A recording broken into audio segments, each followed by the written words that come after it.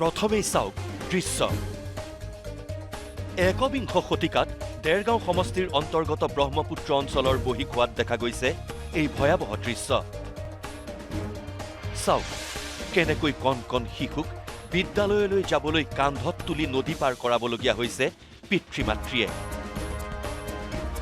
এইবাৰ শুনক কণ কণ শিশুৰ পৰা বৃদ্ধালৈকে সকলোৱে মামালৈ কি আহ্বান জনাইছে।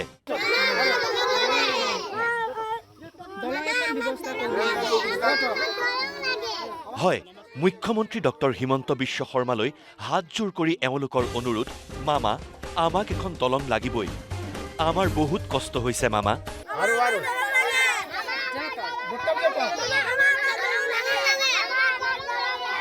কাৰণ প্ৰতিদিনেই কণ কণ শিশুৰ পৰা গাঁৱৰ ৰাইজে চুলিৰ আগত জিয়লৈ এইদৰেই নদী পাৰাপাৰ হ'ব লাগে।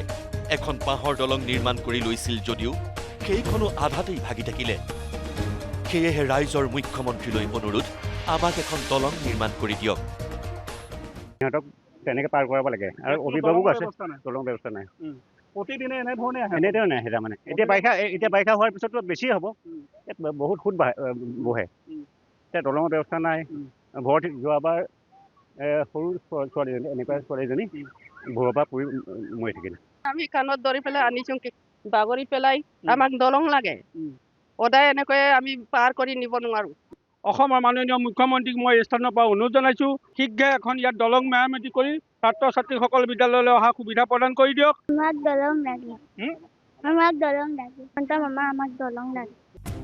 ইফালে গোসাইগাঁৱৰ পৰ্বতজোৰা বিধানসভা সমষ্টিৰ খুকচি নদীৰ ওপৰত আজিও নিৰ্মাণ নহল এখন পকী দলং। বছৰ বছৰ ধৰি ৰাইজে বাঁহৰ দলঙেৰেই অহা যোৱা কৰি আহিছে, আৰু এইখন বাঁহৰ দলঙেৰে পাৰ হলে পকেটৰ ধন আপুনি খৰচ কৰিব লাগিব। বাৰিষা আহিলে টুলুঙা নাওখনেই যাতায়াতৰ একমাত্ৰ ভৰসা হৈ পৰে। দলং নোহোৱাৰ বাবেই গাঁৱলৈ সোমাব নোৱাৰে এম্বুলেন্স। সেয়েহে ৰাইজৰ দাবী, এখন দলং নিৰ্মাণ কৰি যাতায়াত ব্যৱস্থা সুচল কৰি দিয়ক। অহা যোৱা আমাৰ মানে এই নদীৰ কাৰণে খুব অসুবিধা। বহুত ল'ৰা ছোৱালী আমাৰ ইফালে পাৰ হৈ মানে পুলিচৰ গাড়ী নাহে বা চিকিৎসাৰ কোনো গাড়ী নাহে, ইয়াত খুব অসুবিধা আৰ কি। পাৰ হতে ইয়াতে মানে 10 টাকা হয়, আৰু কষ্ট হয় না। মানুহ পাৰ হলে 5 টাকা দিব লাগে। আনহাতে বাক্সাৰ এটা ৰাজপথে জলাকলা খুৱাইছে ৰাইজক। ৰাজপথত ভঙা কালভাৰ্ট থকাৰ পাছতো নাই কোনো সতৰ্কতামূলক ফলক। নিৰ্মাণৰ কেইমাহমানতে কালভাৰ্টৰ মাজত সৃষ্টি হৈছে প্ৰকাণ্ড গাঁতৰ, যাৰ কাৰণে যাতায়াতৰ নামত দুৰ্ভোগ ভুগিবলগীয়া হৈছে অঞ্চলবাসীয়ে। ভঙা কালভাৰ্টটোৰ কাৰণেই অঞ্চলটোলৈ নাহে এম্বুলেন্স। শীঘ্ৰেই কালভাৰ্টটো নিৰ্মাণ কৰিবলৈ লোক নিৰ্মাণ বিভাগক দাবী স্থানীয় ৰাইজৰ। ৰাস্তাটো হঠাতে যেনিবা মানে ফাট মেলি গুচি গ'ল, আৰু চাইডবেণ্ডবিলাক কৰা নাই।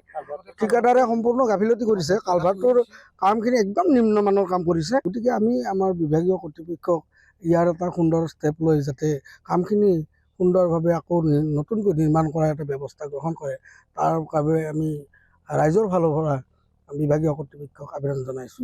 বৰচিমলাগুৰিৰ পৰা খৈৰাবাৰীলৈ যোৱা এই ৰাস্তাটো মোটামুটি এবছৰে নহ'ল। এবছৰ নোহোৱাতে আজি এই ৰাস্তাৰ অৱস্থা। কোটি কোটি টকা ইয়াত আহিছে। গতিকে তেওঁ যিজন ঠিকাদাৰে এই ৰাস্তাটো নিৰ্মাণ কৰিছে, তেওঁৰ কাৰণে তেওঁৰ পকেটত মুনাফা কৰাৰ কাৰণে এই ৰাস্তাটো বনা যেন এটা অনুভৱ হয়। Bureau report, news live.